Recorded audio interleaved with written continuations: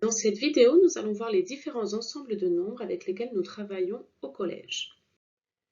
La première catégorie de nombres que nous rencontrons est la catégorie des nombres entiers. Les nombres entiers sont des nombres qui ont une partie décimale nulle égale à 0, c'est-à-dire que le nombre s'arrête au chiffre des unités.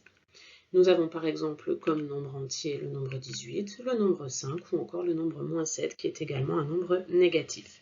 Cette catégorie contient une infinité de nombres. La deuxième catégorie de nombres que nous rencontrons est la catégorie des nombres décimaux. Ces nombres sont des nombres qui peuvent s'écrire sous la forme d'une fraction décimale, c'est-à-dire une fraction dont le dénominateur est égal à 1, 10, 100, 1000, etc. Nous avons par exemple le nombre 2,5 qui est bien un nombre décimal car je peux l'écrire sous la fraction 25 dixièmes qui est bien une fraction décimale. Nous avons également le nombre 0 unités et 427 cent millièmes qui peut s'écrire comme la fraction 427 millièmes. Ou encore le nombre négatif moins 102 unités et 1 centième. Tous ces nombres sont donc des nombres décimaux et cette catégorie contient également une infinité de nombres. La troisième catégorie de nombres que nous rencontrons est la catégorie des nombres rationnels. Les nombres rationnels sont les nombres qui peuvent s'écrire sous la forme d'une fraction. Il y a par exemple la fraction 15 septièmes ou encore la fraction 10 tiers. Cette catégorie de nombres est encore une catégorie qui contient une infinité de nombres. Nous pouvons également constater qu'il y a une inclusion des différentes catégories les unes dans les autres. En effet, les nombres entiers sont des nombres décimaux et des nombres rationnels, et les nombres décimaux sont des nombres rationnels. Voyons cela avec les exemples qui sont déjà présentés.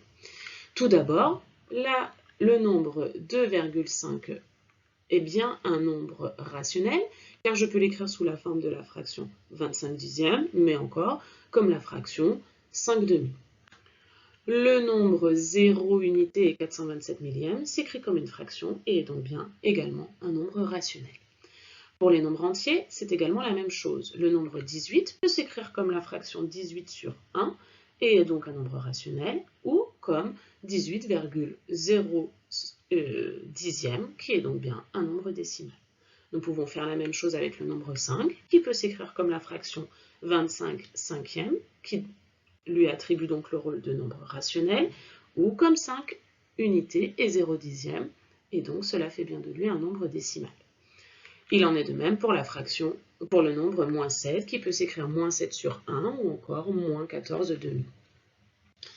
Attention en revanche, les nombres rationnels ne sont pas tous des nombres décimaux.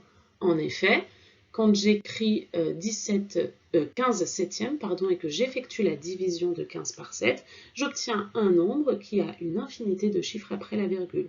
En effet, le 1, le 4, le 2, le 8 et le 5 se répètent à l'infini. Ce n'est donc pas un nombre décimal. De même, la fraction 10 tiers, lorsque j'effectue la division de 10 par 3, j'obtiens 0 unité, puis des 3 jusqu'à l'infini dans la partie décimale. Ce ne sont donc pas des nombres décimaux. Il existe enfin une dernière catégorie de nombres que nous pouvons rencontrer au collège. Il s'agit de la catégorie des nombres irrationnels, dans laquelle nous retrouvons pi, racine carrée de 2 et encore d'autres nombres. Cette catégorie contient elle aussi une infinité de nombres.